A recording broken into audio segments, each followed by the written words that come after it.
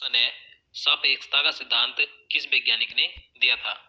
तो देखिए सबसे पहले मैं आपको बता दूं, अगर आपको पहले से ही किसी क्वेश्चन का आंसर पता है तो आप नीचे कमेंट बॉक्स में बता सकते हैं। और देखिए आप वीडियो को पूरा देखते रहिए ताकि आप इन सभी क्वेश्चन के माध्यम से अपना रिवीजन भी कर सकें। तो इसका आंसर ऑप्शन बी हो जाएगा, अल्बर्ट आइंस्टीन ने। तो देखिए जनरल थ्योरी ऑफ रिलेटिविटी यानी कि सापेक्षता का सिद्धांत अल्बर्ट आइंस्टीन ने दिया था। और देखिए इन्होंने एक ऊर्जा का समीकरण भी दिया था जो कई बार एग्जाम में पूछा जाता है। क्या है वो? तो E बराबर एम सी स्क्वायर। यहाँ पर E एनर्जी है, एम मास है यानी कि द्रव्यमान, और सी प्रकाश की गति। तो आपको ये फॉर्मूला भी याद रखना है, E बराबर एम सी स्क्वायर। चलिए अगला क्वेश्चन देखते हैं। परमाणु रिएक्टर में मंदक और प्रतिशत के रूप में किसका प्रयोग किया जाता है? तो इसका राइट आंसर ऑप्शन बी हो जाएगा, भारी जल का। तो आपको याद रखना है, परमाणु रिएक्टर में मंदक और प्रतिशत के रूप में भारी जल का प्रयोग किया जाता है। अब देखिए भारी जल का फॉर्मूला क्या होता है, तो आप सभी को पता होगा, D2O। चलिए नेक्स्ट क्वेश्चन देखते हैं। ग्लूकोज का ग्लाइकोजन में परिवर्तन यकृत में होता है, लेकिन इसका संग्रह कहाँ होता है? तो देखिए मोस्ट इंपोर्टेंट क्वेश्चन है, तो इसका आंसर ऑप्शन सी हो जाएगा, यकृत और पेशियों में। तो देखिए जो ग्लूकोज होता है इसका ग्लाइकोजन में परिवर्तन तो यकृत में होता है, लेकिन इसका संग्रह यानी कि ये इकट्ठा कहाँ पर होता है, तो यकृत और पेशियों में इकट्ठा होता है। तो आपको याद रखना है। और देखिए ग्लूकोज के ग्लाइकोजन में परिवर्तन करने की प्रक्रिया को क्या कहते हैं, तो ग्लाइकोजिनिस कहते हैं। तो आपको याद रखना है। चोट लगने पर किस प्रोटीन के द्वारा रक्त जमता है? तो इसका सही आंसर ऑप्शन ए हो जाएगा, फाइब्रोनोजेन। देखिए जब हमारे शरीर पर चोट लग जाती है या किसी वजह से रक्त बहता है तो उसको जमाने में, उसका थक्का बनाने में कौन सा प्रोटीन सहायक होता है, तो फाइब्रोनोजेन। देखिए ये तो प्रोटीन है जो सहायक होता है रक्त का थक्का बनाने में। अगर आपसे पूछा जाए कि विटामिन कौन सा आवश्यक होता है रक्त का थक्का बनाने में, तो विटामिन के आवश्यक होता है। और अगर आपसे पूछा है कि एंजाइम कौन सा आवश्यक होता है, तो एंजाइम होता है थ्रोम्बीन। तो आपको तीनों याद रखने हैं। अगर आपसे प्रोटीन पूछा जाएगा तो फाइब्रोनोजेन, विटामिन पूछा जाएगा तो विटामिन के, और एंजाइम पूछा जाएगा तो थ्रोम्बीन। चलिए नेक्स्ट क्वेश्चन देखते हैं। मलेरिया रोग का प्रमुख कारक क्या है? तो इसका राइट आंसर ऑप्शन बी हो जाएगा, प्लाज्मोडियम। तो देखिए जो मलेरिया रोग होता है ये प्रोटोजोआ परजीवी प्लाज्मोडियम के कारण होता है। और देखिए इसका जो वाहक होता है क्या होता है, मादा एनोफिलीज मच्छर होता है। तो आपको याद रखना है। चलिए अगला क्वेश्चन देखते हैं। मनुष्य के शरीर में इंसुलिन का निर्माण कहाँ होता है? तो इसका आंसर ऑप्शन सी हो जाएगा, अग्नाशय में। तो आपको याद रखना है, मनुष्य के शरीर में इंसुलिन का निर्माण अग्नाशय में होता है। और देखिए इंसुलिन की खोज किसने की थी, तो फ्रेडरिक बेटिंग ने इंसुलिन की खोज की थी। अगर हम बात करें इंसुलिन की कमी से कौन सा रोग होता है, तो ये क्वेश्चन कई बार पूछा जाता है। तो देखिए इंसुलिन की कमी से डायबिटीज यानी कि मधुमेह रोग हो जाता है। तो आपको याद रखना है। चलिए नेक्स्ट क्वेश्चन देखते हैं। किसकी उपस्थिति के कारण गाय के दूध का रंग पीला होता है? तो इसका सही आंसर ऑप्शन डी हो जाएगा, कैरोटीन।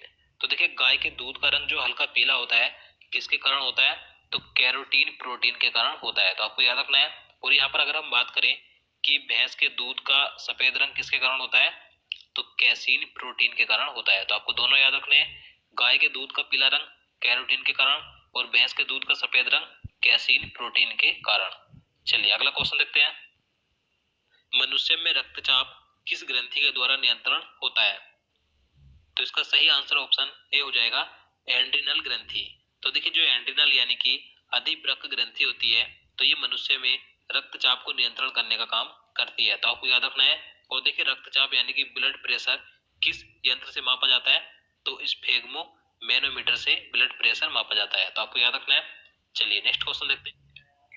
क्वेश्चन नंबर 9 है, डार्विन ने कौन सा सिद्धांत दिया था? तो देखिए डार्विन ने सिद्धांत दिया था नेचुरल सिलेक्शन का। तो इसका आंसर क्या हो जाएगा, ऑप्शन ए हो जाएगा, नेचुरल सिलेक्शन यानी कि प्राकृतिक चयनवाद का। अब देखिए यहाँ पर बात करें उत्परिवर्तनवाद का सिद्धांत किसने दिया था, तो हुगो डी ब्रीज ने दिया था। और जो आनुवांशिकी यानी कि जेनेटिक्स का सिद्धांत था ये दिया था ग्रेगर जॉन मेंडल को। ग्रेगर जॉन मेंडल को ही आनुवांशिकी का पिता कहा जाता है। तो आपको याद रखना है। चलिए नेक्स्ट क्वेश्चन देखते हैं। जीवों तथा वातावरण के पारस्परिक संबंधों का अध्ययन क्या कहलाता है? तो देखिए जीवों तथा वातावरण के जो पारस्परिक संबंध होते हैं उसके अध्ययन को कहते हैं इकोलॉजी। तो इसका आंसर ऑप्शन बी हो जाएगा, इकोलॉजी। चलिए नेक्स्ट क्वेश्चन देखते हैं। गुण गुणसूत्रों पर जीनों की उपस्थिति का क्रम क्या है। देखिए इसमें बताना है कि जो गुणसूत्र यानी क्रोमोसोम होते हैं तो इन पर जीनों की उपस्थिति किस क्रम में होती है। तो इसका आंसर ऑप्शन सी हो जाएगा रेखाकार। आपको याद रखना है जो गुणसूत्र होते हैं इन पर जीनों की उपस्थिति का क्रम रेखाकार होता है। चलिए नेक्स्ट क्वेश्चन देखते हैं। शरीर का कौन सा अंग रोगाणुओं का विनाश करता है तथा शरीर का पुलिस रक्षक कहलाता है।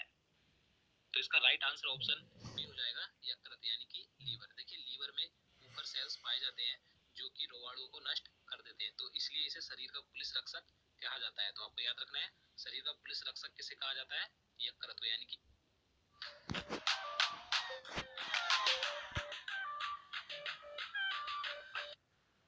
कि लीवर को। चलिए नेक्स्ट क्वेश्चन देखते हैं। कोशिका में प्रोटीन संश्लेषण कहाँ होता है। तो देखिए कोशिका में प्रोटीन संश्लेषण होता है राइबोसोम में। तो राइट आंसर क्या हो जाएगा, ऑप्शन सी हो जाएगा राइबोसोम में। अब देखिए जो माइटोकॉन्ड्रिया होता है कोशिका में, इसे माइटोकॉन्ड्रिया को कोशिका का ऊर्जा गृह कहा जाता है। और देखिए केंद्रक को कोशिका का मस्तिष्क कहते हैं। और देखिए कई बार पूछा जाता है कि केंद्रक की खोज किसने की थी, तो रॉबर्ट ब्राउन ने केंद्रक की खोज की थी। चलिए नेक्स्ट क्वेश्चन देखते हैं। निम्नलिखित में से किसमें वास्तविक केंद्रक नहीं पाया जाता। तो इसका राइट आंसर ऑप्शन डी हो जाएगा जीवाणु यानी कि बैक्टीरिया में। बैक्टीरिया में वास्तविक केंद्रक नहीं पाया जाता है। और देखिए जो बैक्टीरिया होते हैं आप सभी को मालूम होना चाहिए बैक्टीरिया की खोज किसने की थी, तो ल्यूमन हॉक ने बैक्टीरिया की खोज की थी। तो देखिए जो बैक्टीरिया होते हैं ये एक कोशिकीय होते हैं। चलिए अगला क्वेश्चन देखते हैं। जीवन की उत्पत्ति नामक पुस्तक किसने लिखी थी। तो देखिए ये बुक लिखी थी जीवन की उत्पत्ति ओपे रिन ने। तो इसका आंसर ऑप्शन बी हो जाएगा ओपे रिन ने। देखिए इस पुस्तक में जीवन की उत्पत्ति के बारे में विस्तार पूर्वक वर्णन किया गया है, तो आपको याद रखना है। और देखिए डार्विन की एक इंपोर्टेंट बुक पूछी जाती है, उसका नाम है ओरिजिन ऑफ स्पीसीज, तो आपको याद रखना है। चलिए अगला क्वेश्चन देखते हैं। शरीर में अधिकतम ऊर्जा संचय किस पदार्थ के रूप में होता है। तो इसका सही आंसर ऑप्शन डी हो जाएगा वसा के रूप में। आपको याद रखना है सबसे अधिक शरीर में अधिकतम जो ऊर्जा संचय होता है किस रूप में होता है, वसा के रूप में होता है। नेक्स्ट क्वेश्चन देखते हैं। क्वेश्चन नंबर 17 है, जीवाणु को पादप मानते हैं क्योंकि। देखिए जो बैक्टीरिया होते हैं इन्हें पादप माना जाता है। आप देखिए इन्हें पादप क्यों माना जाता है, क्योंकि इनमें दृढ़ कोशिका भित्ति होती है। तो इसका आंसर क्या हो जाएगा, ऑप्शन ए हो जाएगा, इनमें दृढ़ कोशिका भित्ति होती है। और देखिए मैंने आपको बताया था बैक्टीरिया एक कोशिकीय होते हैं। नेक्स्ट क्वेश्चन देखते हैं। प्रोटीन की इकाई यानी कि यूनिट क्या है। देखिए प्रोटीन की यूनिट क्या होती है, तो अमीनो एसिड। तो इसका आंसर ऑप्शन सी हो जाएगा अमीनो एसिड। देखिए प्रोटीन का शरीर में संचरण अमीनो एसिड के रूप में होता है, तो आपको याद रखना है। नेक्स्ट क्वेश्चन देखते हैं। किस प्राणी में रुधिर नहीं होता लेकिन श्वसन होता है। तो उस प्राणी का नाम क्या है, हाइड्रा। तो इसका आंसर क्या हो जाएगा, ऑप्शन बी हो जाएगा हाइड्रा। हाइड्रा में रुधिर नहीं होता यानी कि रक्त नहीं होता है लेकिन उसमें श्वसन होता है। देखिए ये जो हाइड्रा होता है ये निडेरिया संघ का जंतु है। इस जलीय जंतु का आकार कुछ मिलीमीटर का होता है। देखिए इसके अध्ययन के लिए सूक्ष्मदर्शी की आवश्यकता पड़ती है। आप देखिए ये जो हाइड्रा होता है ये मांसभक्षी होता है, तो आपको याद रखना है। चलिए अगला क्वेश्चन देखते हैं। क्वेश्चन नंबर 20 है, वृक्क यानी कि किडनी की खराबी के कारण रक्त में यूरिया की मात्रा बढ़ने को क्या कहा जाता है। तो देखिए जब किडनी खराब हो जाती है तो रक्त में यूरिया की मात्रा बढ़ने लगती है, तो उस यूरिया की मात्रा बढ़ने को क्या कहा जाता है, तो यूरेमिया कहा जाता है। तो इसका आंसर क्या हो जाएगा, ऑप्शन ए हो जाएगा यूरेमिया। आपको याद रखना है रक्त में यूरिया की मात्रा बढ़ने को यूरेमिया कहा जाता है। नेक्स्ट क्वेश्चन देखते हैं। ज्योति तीव्रता का मात्रक क्या है। राइट आंसर ऑप्शन बी हो जाएगा कैंडेला। ज्योति तीव्रता का मात्रक होता है। और यहाँ पर बात करें केल्विन की तो ये ताप का मात्रक होता है। और यहाँ पर जो ल्यूमेन है ये ज्योति फलस का मात्रक होता है। और डेसिबल के बारे में आप सभी जानते हैं ये ध्वनि तीव्रता का मात्रक होता है। तो आपको चारों याद रखने हैं। नेक्स्ट क्वेश्चन देखते हैं। कोशिका के अंदर ऊर्जा का निर्माण किसके द्वारा होता है। सही आंसर ऑप्शन डी हो जाएगा माइटोकॉन्ड्रिया के द्वारा। आपको याद रखना है। और देखिए इसमें कार्बोहाइड्रेट का ऑक्सीकरण होता है जिससे एटीपी के रूप में ऊर्जा बनती है। तो आपको ये जरूर याद रखना है कि कोशिका के अंदर ऊर्जा का निर्माण माइटोकॉन्ड्रिया के द्वारा होता है। और इसके अंदर जो ऊर्जा बनती है किस रूप में बनती है, तो एटीपी के रूप में बनती है। चलिए नेक्स्ट क्वेश्चन देखते हैं। कोशिका की आत्महत्या की थैली किसे कहा जाता है। Right answer option A, lysosome को। आपको याद रखना है, इसे कोशिका की आत्महत्या की थैली कहा जाता है। नेक्स्ट क्वेश्चन देखते हैं, शुद्ध कार्बन का सबसे कठोर भाग कौन सा है? देखिए काफी आसान क्वेश्चन है, आप सभी को पता होगा। तो इसका सही आंसर ऑप्शन ए हो जाएगा, हीरा। इस शुद्ध कार्बन का सबसे कठोर भाग होता है। नेक्स्ट क्वेश्चन देखते हैं, शरीर से हृदय की ओर रक्त ले जाने वाली रक्त वाहिनी क्या कहलाती है? सही आंसर ऑप्शन ए हो जाएगा, सिरा। आपको याद रखना है, शरीर से हृदय की ओर जो रक्त ले जाने वाली रक्त वाहिनी होती है उन्हें सिरा कहा जाता है। और अगर हम बात करें हृदय से शरीर की ओर रक्त ले जाने वाली रक्त वाहिनी क्या कहलाती है, तो उन्हें धमनी